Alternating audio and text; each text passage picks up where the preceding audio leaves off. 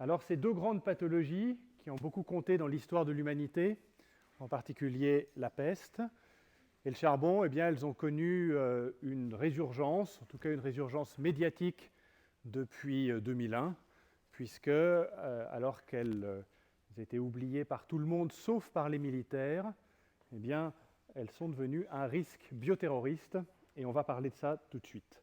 Donc on va les envisager d'abord sous un aspect historique, que vous sachiez grosso modo quand même quel est leur pouvoir pathogène, redoutable pour les deux bactéries, et puis ensuite quel est le risque que vous avez, vous, dans votre pratique quotidienne, de la rencontrer, c'est non pas la maladie, mais la menace d'une infection à Yersinia pestis ou à Bacillus anthracis. Donc Yersinia pestis, curieusement, cette bactérie au pouvoir pathogène terrible, c'est une entérobactérie.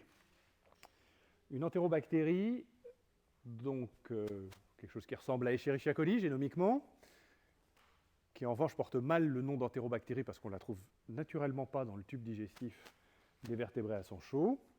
C'est plutôt une bactérie environnementale, et puis à la différence des autres entérobactéries comme Escherichia coli que vous avez cultivées avec brio pendant les travaux pratiques, eh bien ici il s'agit d'une bactérie qui n'est pas très facile à mettre en évidence dans les conditions habituelles de culture, pour une raison essentielle, c'est qu'elle pousse essentiellement entre 25 et 28 degrés, c'est plutôt une bactérie environnementale, et qu'à 37 degrés dans les étuves d'un laboratoire de microbiologie médicale, eh bien ça ne va pas pousser.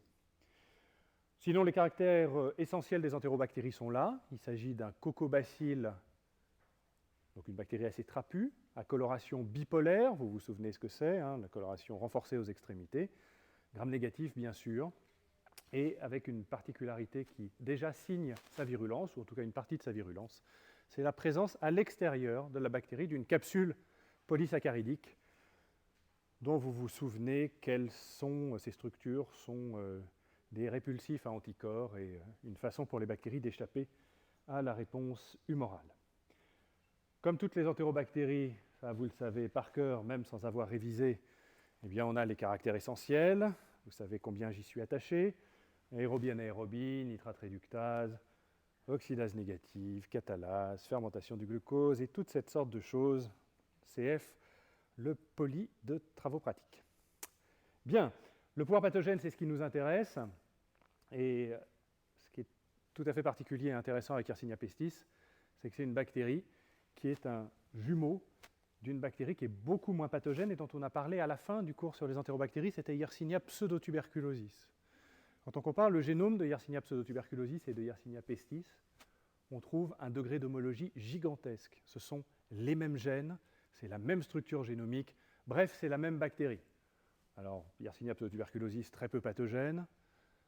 Yersinia pestis, pathogène majeur de l'histoire de l'humanité. Que s'est-il passé ? Eh bien, à partir de souches de Yersinia pseudotuberculosis, ont probablement évolué il y a seulement quelques dizaines de milliers d'années, donc très petites à l'échelle de l'évolution, eh bien, ont évolué des souches, et des souches avec des facteurs de virulence. Alors, ce qui est étonnant, c'est que dans un premier temps, si on compare pestis à pseudotuberculosis, pestis a perdu les facteurs de virulence de pseudotuberculosis.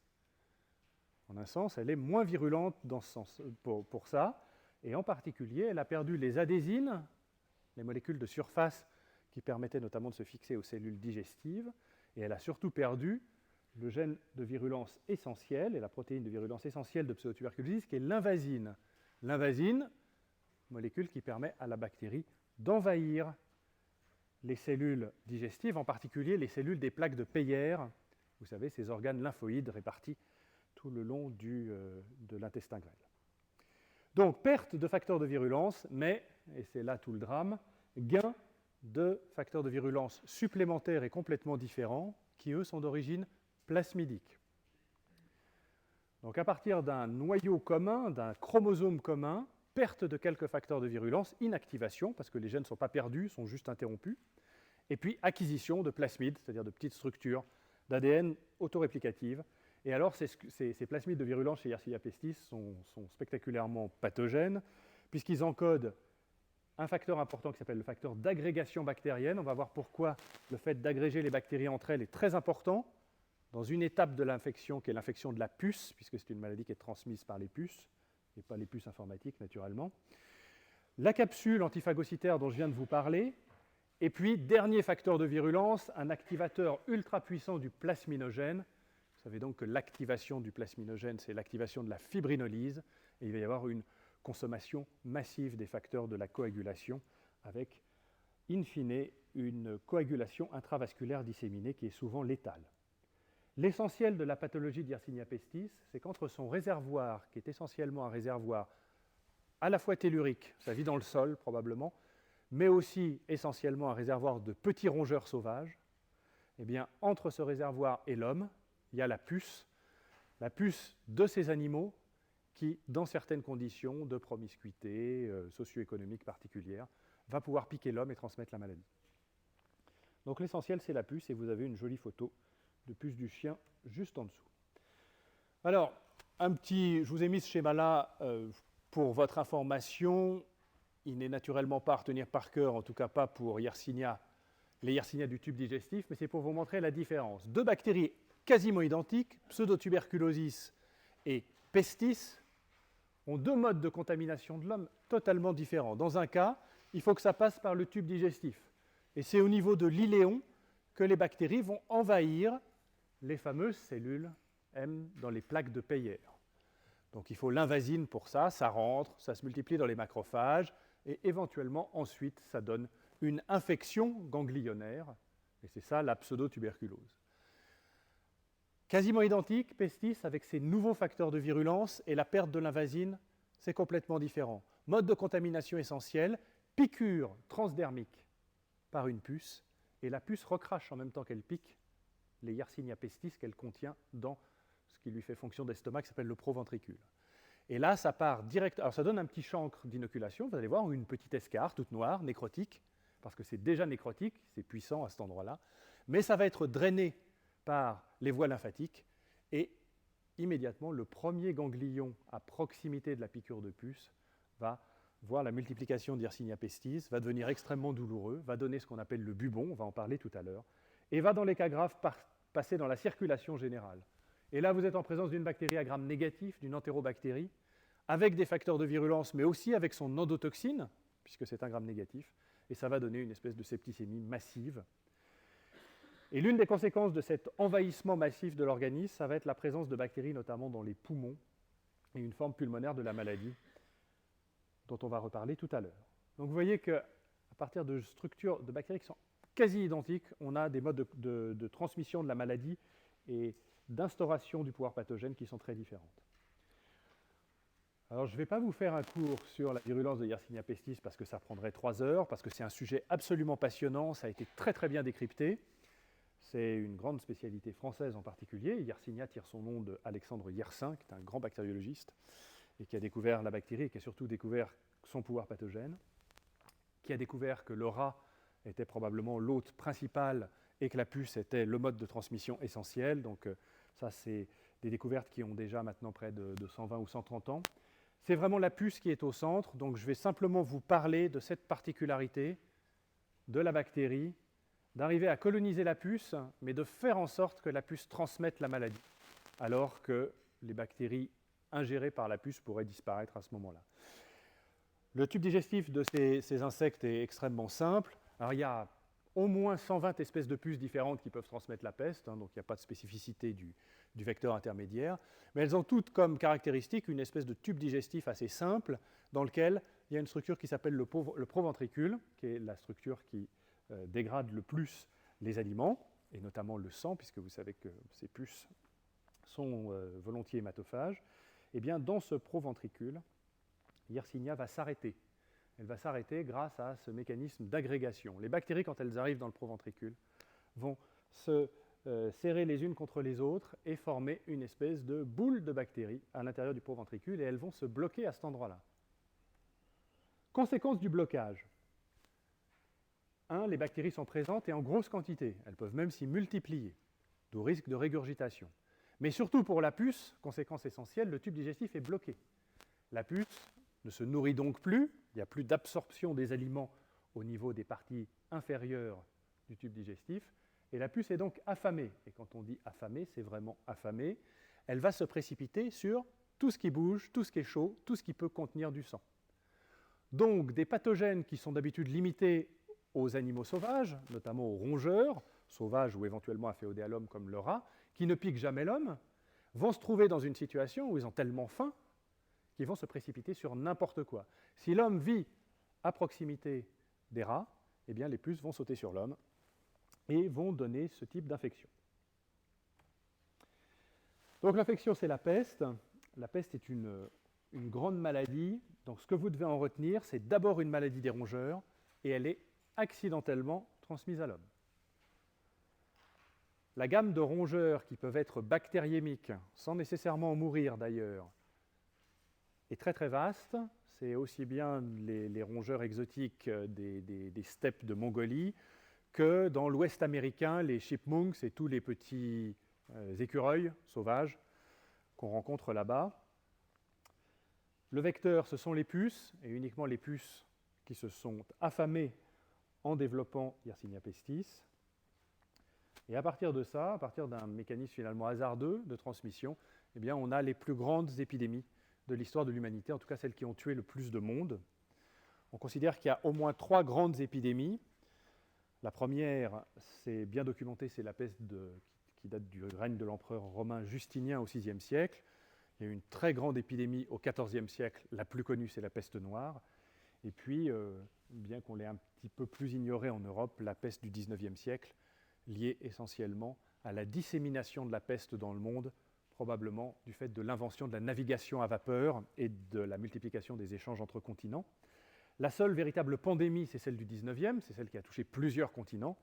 Auparavant, c'était vraiment de la contamination géographique de proximité.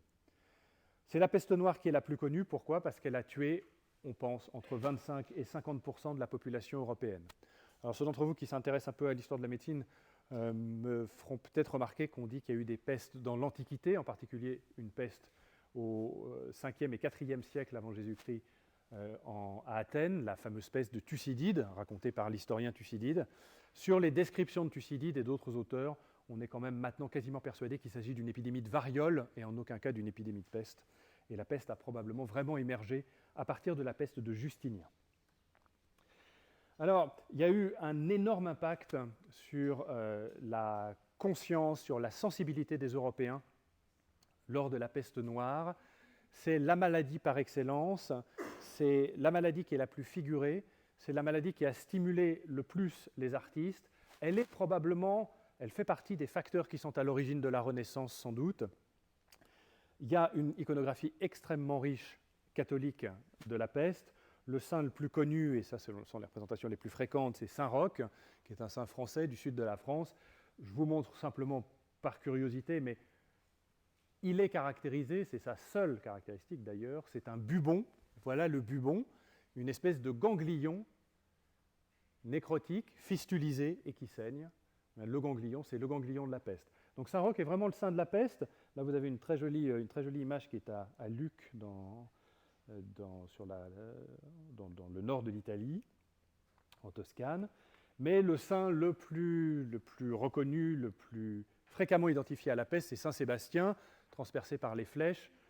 Pour ceux d'entre vous qui ne connaissent pas la légende, il a été plusieurs fois transpercé par les flèches parce qu'on voulait qu'il renie sa foi. À chaque fois, il a spontanément guéri. Ce qui est vraiment intéressant, c'est que Saint Sébastien, à la différence de Saint Roch, c'est l'espoir. C'est le saint qui, criblé des flèches de la peste, va quand même ressusciter. Il marque au XVe siècle et au XVIe siècle l'idée qu'on peut guérir de la peste, que ça n'est pas un fléau qui va détruire la totalité de l'humanité. À la fin du Moyen-Âge, la peste noire, c'est un fléau qui va détruire l'humanité, qui peut-être appelle le millénium, le retour de Jésus-Christ, etc. Là, c'est vraiment l'espoir. Et cette iconographie, elle est quand même importante. Et puis, de façon plus anecdotique, remarquez que le saint c'est un superbe tableau de Mantegnac qui est au Louvre, là. Le saint est transpercé de flèches, mais aucune des plaies ne saigne, sauf une. Vous voyez, c'est celle qui correspond au bubon. Donc il y a une vraie assimilation quand même de Saint Sébastien, non pas aux maladies en général, mais à la peste en particulier. Bien, je referme la page culturelle. Ah, vous verrez, c'est des choses qui, permettent de fixer les idées, et puis en plus, vous intéresseront peut-être plus tard si elles ne vous intéresseront pas maintenant. Importance médiatique actuelle, on l'a évoqué en préambule du cours, eh bien, c'est ce fameux risque bioterroriste, avec une maladie comme la brucellose, Ronald Collimont vous a sans doute parlé de la variole comme agent bioterroriste possible. Eh bien, Yersinia pestis et Bacillus anthracis sont les deux grands agents bioterroristes évoqués. Très à la mode depuis 2001, en réalité, s'ils sont à la mode et si des terroristes ont envisagé de les utiliser, c'est parce que d'autres leur avaient préparé le terrain avant, et ces autres, ce sont les militaires, et notamment les militaires occidentaux et soviétiques, qui pendant une bonne soixantaine d'années se sont acharnés à militariser Yersinia pestis et Bacillus anthracis. Alors la répartition de la peste dans le monde, c'est assez rare. Vous voyez que les régions d'endémie animale touchent parfois des pays qui sont étonnants, en particulier tout l'ouest des États-Unis. Lorsque vous vous baladerez ou vous vous êtes baladé peut-être déjà dans l'ouest des États-Unis, vous avez des panneaux qui vous disent de ne pas donner à manger aux écureuils parce que les écureuils sont pesteux, notamment dans cette fameuse région des États-Unis, j'aimerais bien récupérer ma souris, qui s'appelle les Four Corners. Il y a un endroit où 4 États se touchent, le Nouveau-Mexique, l'Arizona, le Nevada et le Colorado. À cet endroit-là, il y a vraiment une forte prévalence de la peste. Et tous les ans, il y a des cas de peste chez les chasseurs. D'accord ? Bien, sinon c'est quand même essentiellement une maladie de l'Asie centrale. Et les gros réservoirs animaux sont dans les steppes d'Asie centrale, depuis le Kazakhstan jusqu'à la Corée quasiment. Alors, on a vu que la transmission se faisait initialement via les puces affamées. Malheureusement, dans les conditions de promiscuité comme celles qui régnaient au Moyen-Âge, par exemple, eh bien, on va avoir une transmission ensuite interhumaine une fois que les premiers patients sont lourdement infectés. Et cette transmission interhumaine, c'est la transmission qui est due à la localisation pulmonaire des bactéries in fine. Et les gens vont se mettre à cracher ou à émettre par aérosol des Yersinia et contaminer directement. Et cette fois-ci, il n'y a plus besoin de rats, il n'y a plus besoin de puces. D'où ces images très caractéristiques de représentation à la fin du Moyen-Âge et même pendant la Renaissance de ces médecins ou de ces infirmières ou de ces soignants avec ces espèces de masques avec un bec très long pour empêcher la contamination par aérosol, parce qu'on avait bien compris que quand un pesteux vous toussait au visage, eh bien, il y avait des chances que vous l'attrapiez aussi. Selon le mode de contamination, que ce soit la puce ou que ce soit la transmission par aérosol, la forme clinique va être extrêmement différente. La forme essentielle, celle qu'on a vue sur la représentation de Saint-Roch tout à l'heure, c'est la peste bubonique, qu'on appelle aussi la peste bubono-septicémique. En réalité, la deuxième est une évolution de la première. Contamination par piqûre de puce. Une incubation qui est en général relativement lente, ce n'est pas un inoculum massif qui est administré. Et la première manifestation pathogène, c'est une espèce de phlyctène au point d'injection, parce que déjà à cet endroit-là, il y a production des facteurs de virulence de Yersinia pestis, et notamment de l'activateur du plasminogène, et il va y avoir donc une escarre nécrotique. Nécrotique, à quoi est-ce qu'on le voit ? Bien à la couleur, à la coloration noirâtre de cette zone de nécrose. On retrouvera la même chose curieusement avec Bacillus anthracis, plus étendue, mais là on a une petite escarre noirâtre, et ça c'était un bon signe de reconnaissance initialement dans les temps passés. Tout ça, c'est accompagné, bien que ce soit pour l'instant une infection locale, par un syndrome infectieux sévère, avec fièvre, avec céphalée, avec malaise, et c'est déjà une maladie grave. Très vite, il va y avoir un drainage de la zone de pénétration de la bactérie, et le premier ganglion périphérique, en général ganglion axillaire, parce que essentiellement les piqûres vont siéger aux membres inférieurs, eh bien ça va être un ganglion axillaire qui devient très important, extrêmement douloureux, mais vraiment extrêmement douloureux, et ça c'est une des caractéristiques de cette infection, à comparer par exemple au ganglion de la lymphogranulomatose vénérienne, qui est beaucoup moins douloureux que ça. Bien. Alors la localisation axillaire, naturellement, pour les gens qui ont été piqués à la jambe parce qu'ils étaient debout, mais naturellement, si vous êtes piqué au cou parce que vous êtes couché, eh bien, il y aura des ganglions qui peuvent être des ganglions péricéphaliques, vous avez des ganglions aux aisselles, toutes les localisations sont possibles naturellement. Dans un certain nombre de cas, malheureusement un nombre de cas important, la maladie va devenir extensive et il va y avoir des métastases bactériennes. Les bactéries ne sont pas cantonnées et prises en charge complètement au niveau du ganglion, et il va y avoir une dissémination métastatique via le sang, donc c'est une grande septicémie, atteinte des organes richement vascularisés, poumons, foie, rate, éventuellement le système nerveux central. Et là, plus que le choc endotoxinique, ce qui va aller encore plus vite, c'est la production du plasminogène, c'est la consommation de tous les facteurs de la coagulation, un tableau de coagulation intravasculaire disséminée qui conduit à la mort dans 70% des cas. Et ça, c'est un score qu'en dehors des fièvres hémorragiques virales, on n'atteint jamais avec un agent infectieux. Alors dans 30% des cas quand même, l'humanité n'est pas morte des épidémies de peste, eh bien, il y a des gens qui guérissent, en tout cas qui ne meurent pas. Et dans ce cas-là, la guérison de la forme bubonique est extrêmement lente et il va y avoir des suppurations qui parfois peuvent durer des années du ganglion pesteux. Ça donc, c'est la forme par administration, par piqûre de puce. La peste pulmonaire, elle, peut avoir deux origines.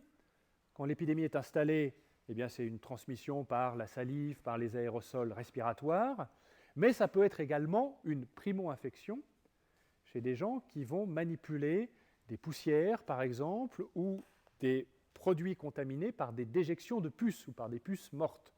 Ça arrive. Et donc, on peut avoir d'emblée, directement, une inhalation et une multiplication initiale dans les poumons.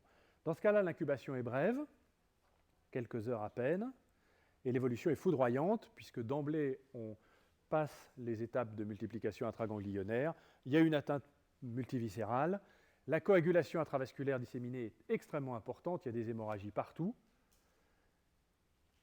et donc, en l'absence de traitement, dans ce cas-là, la mortalité est constante, 100%. Et c'est ça qui a fait vraiment que la peste a été une maladie terrible, à la fin du Moyen-Âge notamment. Alors, je vais vous parler du traitement de façon tout à fait anecdotique. Les molécules que je vous cite sont des molécules dont on n'a quasiment jamais parlé au cours des 18 ou 19 séances qu'on a faites ensemble. Streptomycine, l'aminoside qui probablement est le plus autotoxique et néphrotoxique, mais historiquement, ça a été une des molécules de référence, puisque c'était le premier aminoside découvert. Le chloramphénicol, antibiotique dont je vous ai peu parlé, mais qui a l'avantage d'être extrêmement peu cher, donc dans les pays, et en particulier à Madagascar, qui est un pays où la peste sévit de façon relativement importante, c'est une molécule facilement utilisable par les populations les plus pauvres. Le cotrimoxazole, c'est-à-dire l'association d'un sulfamide et du triméthoprime, et puis la doxycycline, qui reste une des grandes recommandations de l'OMS pour les formes locales de la peste, c'est-à-dire pour l'inoculation par les puces avant la phase septicémique naturellement. Donc il y a une très bonne activité de ces molécules-là, mais vous voyez que ce ne sont pas des molécules très très courantes. Et finalement, si ça arrivait dans nos pays, eh bien, on aurait beaucoup plus probablement, bien que ce ne soit pas consensuel, l'idée d'utiliser les fluoroquinolones et en particulier la ciprofloxacine. D'ailleurs, depuis 2001, depuis qu'on s'est penché sur le risque bioterroriste et qu'on a vu que la ciprofloxacine avait le spectre le plus adapté à tous les agents du bioterrorisme bactérien, c'est-à-dire Brucella, le Bacillus anthracis, Yersinia pestis et éventuellement Francisella tularensis, eh bien, ce sera vraisemblablement, c'est la recommandation officielle pour le bioterrorisme, et ce sera éventuellement ce que vous aurez à utiliser si un jour vous rencontrez un patient pesteux. Alors, le deuxième grand agent, celui qui est le plus militarisable, c'est Bacillus anthracis. La maladie à l'origine de laquelle cette bactérie est s'appelle le charbon bactérien. Alors, un petit mot, c'est un peu réac, mais en anglais, le charbon bactérien, ça se dit anthrax, anthrax. Malheureusement, en français, anthrax, ça ne veut pas du tout dire ça. En français, anthrax, c'est une collection de furoncles à staphylocoque doré. Vous vous souvenez peut-être de ça. En tout cas, vous allez le réviser bientôt. Donc, vous voyez que ça n'a rien à voir. Une infection cutanée avec un germe commensal opportuniste, staphylocoque doré, et puis là, une infection avec un agent très spécifiquement pathogène et qui, en plus, ne se rencontre pas du tout dans les mêmes conditions. Alors, c'est un combat d'arrière-garde que je mène sans doute là, puisque la terminologie utilisée est maintenant anthrax systématiquement. Retenez quand même que si vous voulez qu'on soit clair, et surtout pour ne pas vous-même faire d'erreurs et pour ne pas affoler les populations, si un de vos confrères utilise le terme anthrax, il y a quand même de fortes chances pour qu'il parle d'un staphylocoque doré et qu'il ne parle pas du charbon, et que donc il ne faille pas alerter la préfecture, le ministère, et ainsi de suite. Alors, Bacillus anthracis. Bacillus, ça vous dit peut-être quelque chose, des bactéries à Gram positif, environnementales, en général dépourvues de pouvoir pathogène. Ce sont des grosses bactéries qui ressemblent comme deux gouttes d'eau au Clostridium qu'on a vu il n'y a pas très longtemps. Des grosses bactéries carrées, on va voir une photo tout à l'heure, et qui ont, comme les Clostridium, vous vous souvenez des Clostridium, botulinum, tétanie, perfringens, difficile, c'était des bactéries anaérobies strictes. Eh bien là, les bacillus sont très proches des Clostridium, mais ils sont aérobies stricts. Mais comme les Clostridium, en tout cas comme Clostridium perfringens, ils sont capsulés, facteur de virulence, et ils sont sporulés. On a vu que la spore, c'était cette forme de résistance quasi absolue des bactéries, une forme métaboliquement tout à fait inactive. Les bactéries sont incapables de rien faire, mais en revanche, elles persistent pendant des années, voire des siècles. Donc au gramme, il y a un aspect tout à fait caractéristique qui est le suivant. Ici, vous avez un pu d'une escarre charbonneuse. Vous voyez des polynucléaires ici avec leur noyau polylobé. Eh bien, voilà Bacillus anthracis. Ce sont vraiment des bâtons rectangulaires. Et ces bâtons rectangulaires se divisent à toute vitesse. Et vous voyez 1, 2, 3 bactéries ici, 1, 2 ici. Une multiplication extrêmement intense. Et comme ils produisent des facteurs de virulence terribles, eh bien, ça donne une infection dramatique. À la différence d'autres bacillus, celui-ci n'est pas hémolytique, ça sert à le reconnaître.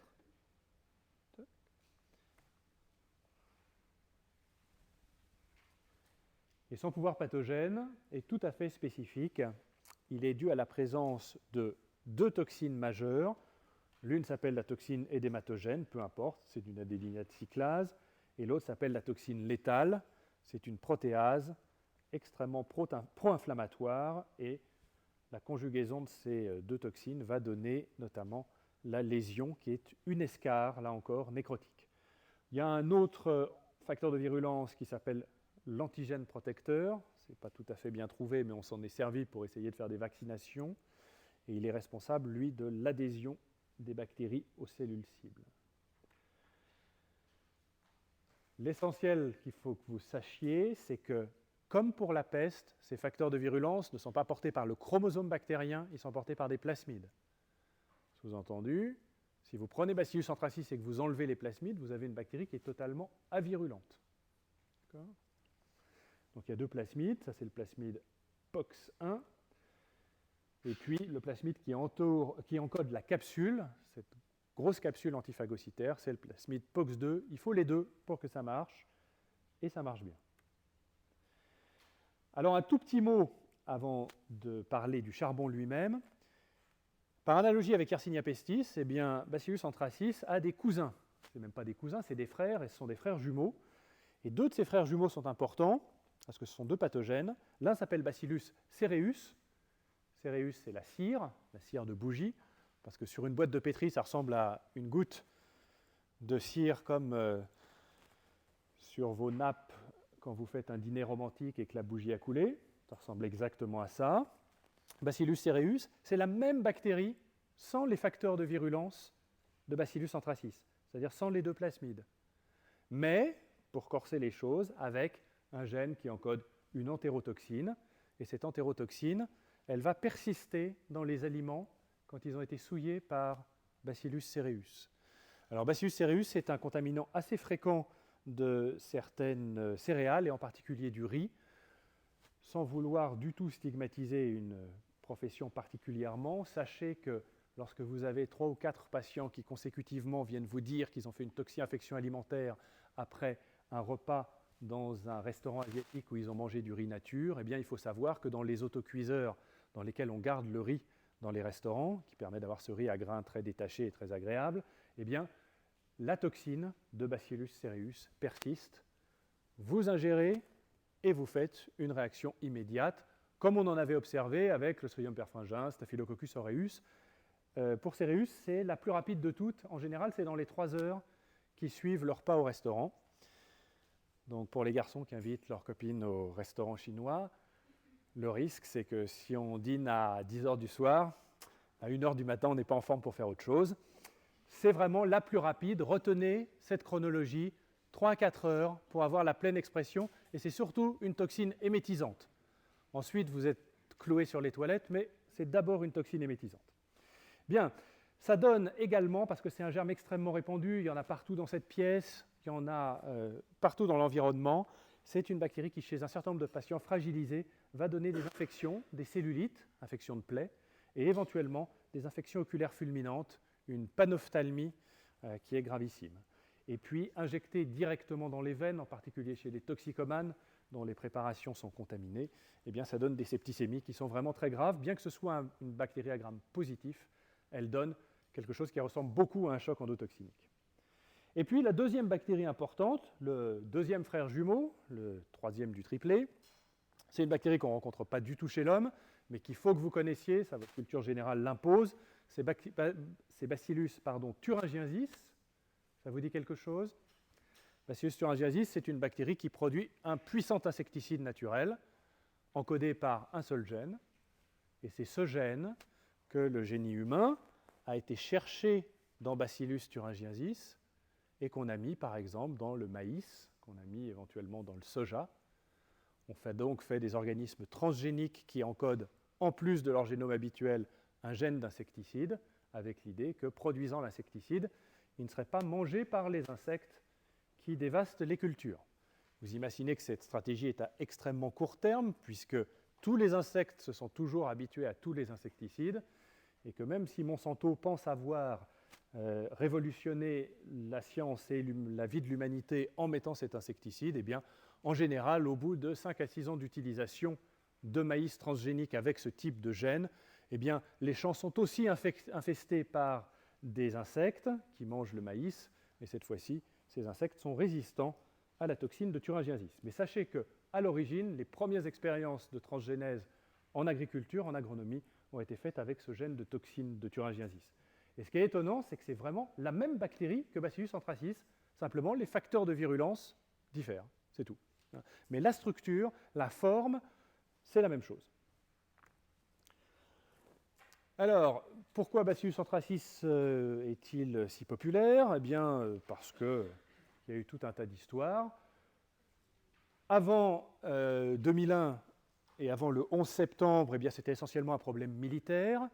Les Anglais s'étaient rendus célèbres en balançant des spores de Bacillus anthracis sur une île en Écosse qui s'appelle l'île de Grunard. Et cette île est restée pendant près de 100 ans contaminée, inaccessible aux animaux et à l'homme. Chaque fois qu'on mettait un mouton dessus, le mouton faisait un charbon.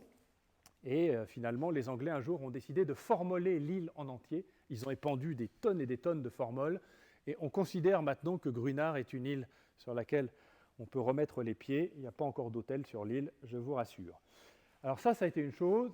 Les Russes ont préparé énormément, enfin les Soviétiques ont préparé énormément de Bacillus anthracis. Et il y a eu un gros accident dans la ville d'Ekaterinbourg avec 60 morts un jour où une usine a, par mégarde, relâché dans l'environnement des spores de Bacillus anthracis.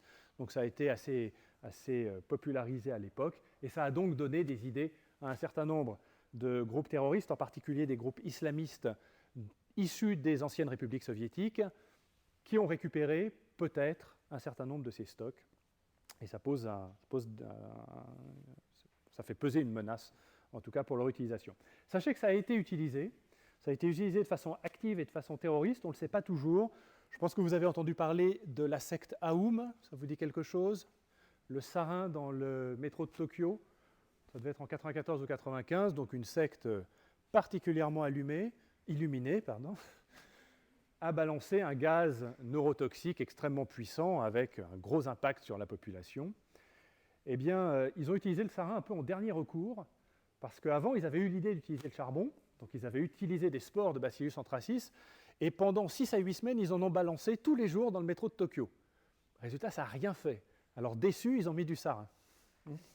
Mais c'est pour dire que le pouvoir pathogène de ces agents, même très militarisé, même vectorisé un peu spécialement, c'est quand même un pouvoir essentiellement théorique. Je vous en parle parce qu'il faut en parler, parce que c'est une priorité de la sécurité nationale, parce que le gouvernement français, depuis 2001, a mis en route un dispositif de prémunition de ce type d'incident qui s'appelle le plan Biotox, BIOTOX, et que dans tous les établissements hospitaliers, on est tous censés être au courant de la façon dont ça marche, et surtout, on doit être prêt non pas à faire face au charbon, mais à faire face à l'arrivée dans un service d'urgence de 3 ou 4 000 personnes quand le jour d'un concert au Transmusical, il y aura une alerte à l'attaque bioterroriste par du charbon. Ce n'est pas tellement la prise en charge de la maladie, parce qu'il y a très peu de chances pour que ça se produise, mais si un jour un plaisantin décide de faire ça dans une enceinte fermée avec beaucoup de monde, nous, en tant que soignants, on va voir arriver non plus 50 personnes aux urgences, qui est notre limite de saturation, mais on va avoir à prendre en charge peut-être 2 ou 3 000 personnes, ce qui est une organisation absolument gigantesque, tout à fait différente de ce à quoi on est prêt pour fonctionner. Et donc, on nous impose normalement d'être prêt à assumer ce genre de risque. Je vous laisse imaginer que cette préparation est pour l'instant assez théorique. Mais néanmoins, on doit être capable de le faire, et le laboratoire de bactériologie, par exemple, s'est équipé pour diagnostiquer très rapidement Bacillus anthracis, alors que c'est une maladie qui a complètement disparu en France depuis longtemps. En Bretagne, pour vous dire que ça peut arriver, les histoires de poudre suspecte, qu'est-ce qu'on fait? On prend du sucre glace, on prend de la farine, on prend du plâtre, et puis on envoie ça à son meilleur copain. Et il ouvre l'enveloppe, il respire, ou les employés du centre de tri qui sentent qu'il y a un truc bizarre dans l'enveloppe, ouvrent l'enveloppe, et là on se retrouve avec 5-10 personnes qui arrivent aux urgences avec « j'ai respiré une poudre blanche, c'est peut-être du charbon, il faut les prendre en charge ». Déjà, dans ce cas-là, puisque vous imaginez, c'est un papier qui date d'il y a 2 ans dans Ouest France, on a reçu ça à Pontchaillou, il a fallu prendre en charge les 6 personnes, je crois, qui arrivaient, en plus du flux normal des urgences, et ça a déjà été extrêmement compliqué. Donc on imagine mal ce que ça serait sur une plus grande échelle. Alors ça arrive, et vous me direz, jusqu'à maintenant, on n'a pas vraiment entendu parler d'enveloppe avec de la farine qui ait donné le charbon à des gens. Eh bien si, quand même, aux États-Unis, juste après les attentats de septembre, il y a un scientifique indélicat qui a décidé qu'il allait tester la méthode et qui en a envoyé à un certain nombre de ses collègues. Et là, il y a eu des cas de charbon et il y a eu 2 décès. Donc ça marche quand même. N'ayez pas l'impression que je vous dis que c'est un risque fictif, ça marche quand même. Alors vous voyez, juste une petite remarque, l'utilisation par la journaliste d'Ouest France du terme anthrax. Il ne s'agit naturellement pas d'anthrax, mais il s'agit de charbon.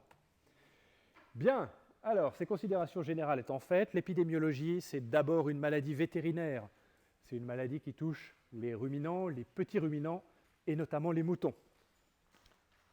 Conséquence, si d'aventure vous rencontriez un patient atteint du charbon en France, ce serait quasiment à 100% de chance quelqu'un qui a attrapé de façon professionnelle cette maladie. Ça a été une grande infection professionnelle, en particulier au XIXe siècle, quand l'industrie de la laine s'est développée, pas seulement en France, naturellement. C'était une maladie des peaussiers, initialement, donc des gens qui travaillaient les peaux, la pelleterie, et des gens qui travaillaient la laine, les spores de Bacillus anthracis étant présentes dans la laine, et c'est la maladie de ce qu'on appelle les cardeurs de laine, c'est-à-dire les gens qui peignaient la laine et qui inhalaient des spores de charbon, ou qui éventuellement prenaient ces spores de charbon à la surface de la peau sur une excoriation. Donc on va voir qu'il y a 2 modes de contamination. Donc c'est très lié à l'agriculture, à l'industrie des peaux, à l'industrie de la laine. Grande importance historique, peut-être pas autant que la peste, mais pour les populations agricoles, ça a été un risque majeur. On a parlé pendant très longtemps de champs maudits. Il y avait des régions de France dans lesquelles on ne pouvait pas mettre un mouton sans qu'il fasse un charbon, et c'est en particulier dans le Causse. Et il y a vraiment, seulement depuis peu de temps, des champs qui ont été réhabilités, parce qu'on sait qu'il y a du charbon qui est présent à cet endroit-là. Donc plusieurs résurgences. Le dernier cas français remonte à 2001, et c'est vraiment pas quelque chose de très important. Donc ce qui nous préoccupe, c'est l'exploitation militaire d'abord, et ensuite les idées que ça a données aux terroristes. Comme il y a une spore, cette spore est particulièrement solide, elle persiste dans le sol.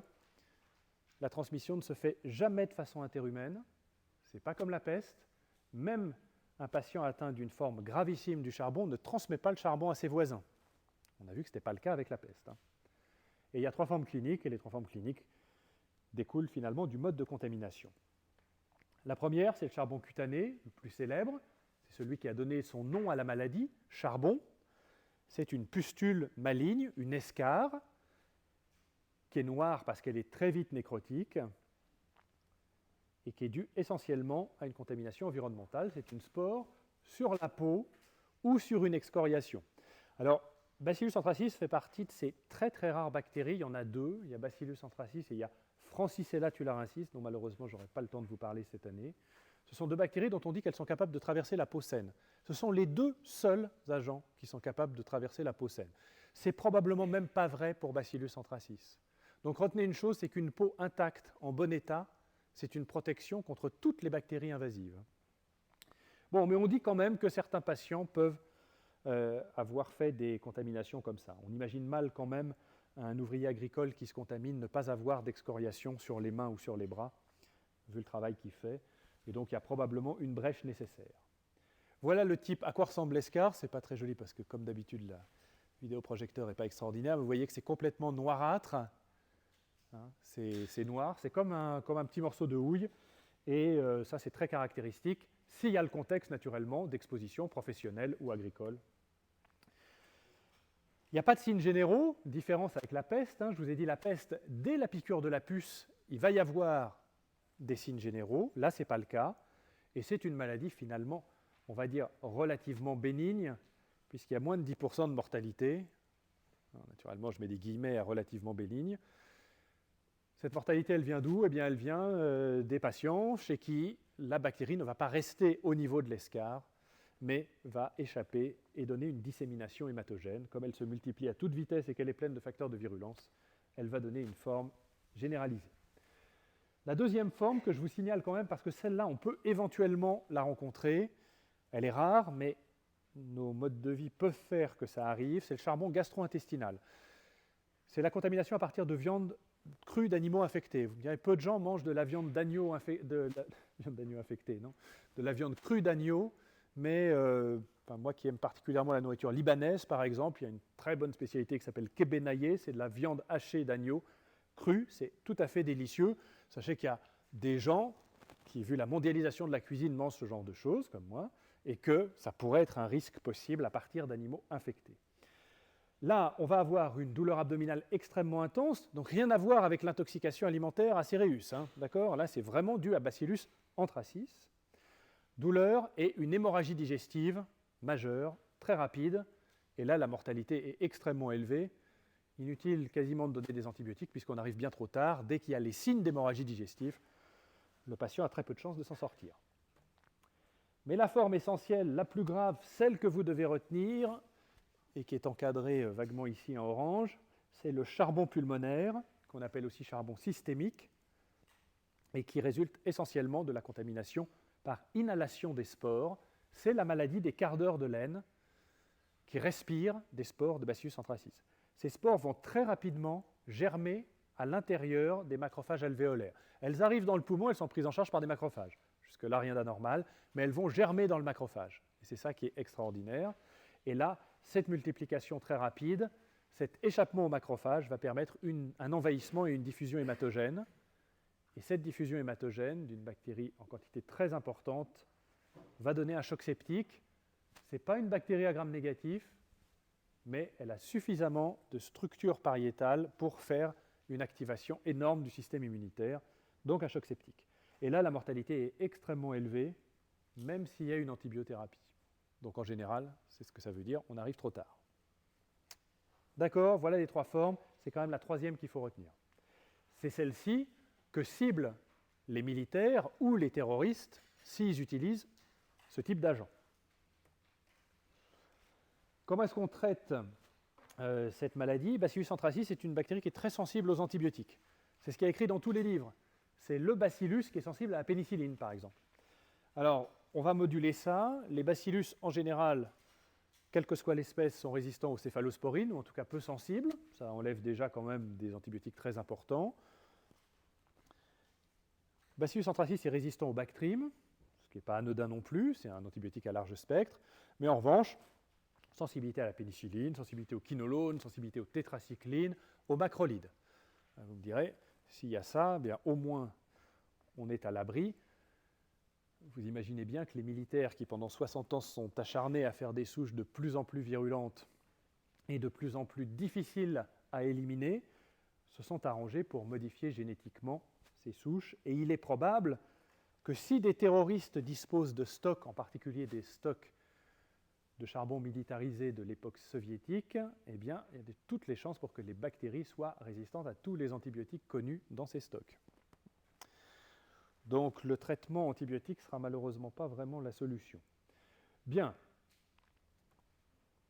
Alors comment est-ce qu'on fait et qu'est-ce que vous devez retenir? Bon, traiter le charbon, doxycycline, pénicilline éventuellement, si c'est un charbon cutané, pas de souci. Si jamais ça se produit, si jamais vous avez une consultation rurale et que vous avez ce genre de problème, eh bien vous n'aurez aucune difficulté à traiter par la pénicilline. Ce qui va être plus important, c'est comment faire maintenant pour prendre en charge le risque d'infection à Bacillus anthracis dans le cadre d'une alerte bioterroriste. Dans le plan Biotox, il y a un volet, vous l'imaginez bien, qui est un volet de prise en charge prophylactique par les antibiotiques, des agents du bioterrorisme. Et donc, tant que le laboratoire responsable du diagnostic n'aura pas donné une réponse négative ou positive, eh bien, il va falloir maintenir les patients sous antibiotiques. Vous imaginez 500, 1000, 2000 patients à mettre sous ciprofloxacine, 500 mg x 2 par jour. Eh bien, c'est quand même ce qu'il faut faire. Alors ça pose une question sous-jacente importante, c'est que le traitement est extrêmement long. On va voir ça dans un instant. Si le laboratoire qui prend en charge les prélèvements des patients est incapable de répondre oui ou non, présence de Bacillus anthracis, ça veut dire que non seulement il faudra avoir mis tous ces gens sous traitement, mais il faudra les avoir gardés pendant toute la durée du traitement théorique sous antibiotiques. Donc c'est extrêmement difficile, coûteux, etc. Vous imaginez que le laboratoire qui fabrique la ciprofloxacine, quand il a obtenu ce marché quasiment mondial de la prophylaxie des incidents de type bioterroriste, a vu son action exploser à la bourse. Bien, alors ensuite, quand on a une identification, si par hasard on en a une, eh bien on peut tout à fait relayer par la pénicilline ou la doxycycline, donc une tétracycline, naturellement si on a vérifié que c'est sensible à ces deux antibiotiques. L'essentiel, c'est que l'instauration soit précoce. Donc dans le volet thérapeutique du plan Biotox concernant le charbon, et la peste pareil, c'est l'instauration ultra précoce du traitement qui est essentielle. On va recevoir les patients, peut-être massivement aux urgences, il faut d'emblée et quasiment avant tout donner un traitement antibiotique le plus rapide possible. Vous avez vu que ce soit la peste ou que ce soit le charbon, si on tarde, c'est fini. Si la bactérie est déjà septicémique, c'est fini. Le problème du traitement, c'est 2 mois pour le charbon. Pourquoi? Parce que c'est une bactérie qui persiste dans les macrophages et que pour l'éliminer complètement, on se donne ces 60 jours de traitement. Donc 2000 personnes, 60 jours de traitement, 500 mg x 2 de Tiflox, ça fait la fortune du laboratoire Bayer, mais ça ne fait pas les affaires des médecins prescripteurs. Pour mémoire, on a essayé de développer, en tout cas les militaires ont essayé de prévenir l'utilisation par leurs propres troupes du charbon et de ses effets indésirables en utilisant des immunoglobulines du charbon qui s'appellent des anthrax immune globulines. Elles sont inefficaces, elles sont extrêmement dangereuses. Ça fait partie de ces traitements prophylactiques, un peu comme ceux qu'on a utilisés en prévention des gaz neurotoxiques dans la guerre du Golfe, qui font en général beaucoup plus de dégâts dans les 15 ans qui suivent la prophylaxie qu'on a fait subir aux militaires, qui ne font de bien lors des opérations. Donc pas de vaccination humaine sans risque, et si même il existe des protections vaccinales, elles sont de courte durée. En revanche, ce qui est essentiel et ce qui a permis de contrôler la maladie dans les pays développés, c'est qu'il y a une vaccination vétérinaire. Elle est absolument essentielle au contrôle du charbon dans les zones contaminées. Et si par hasard ça se produit, vous pouvez tout à fait être amené à avoir vent par un de vos patients ou par un vétérinaire proche de l'endroit où vous exercez, d'un champ contaminé par le charbon, d'un mouton contaminé. Eh bien, c'est un peu comme la grippe aviaire, la peste porcine. Tout ça, ça s'accompagne de l'éviction des troupeaux. Et éviction, c'est le joli mot euphémique pour dire massacre du troupeau et destruction des carcasses absolue.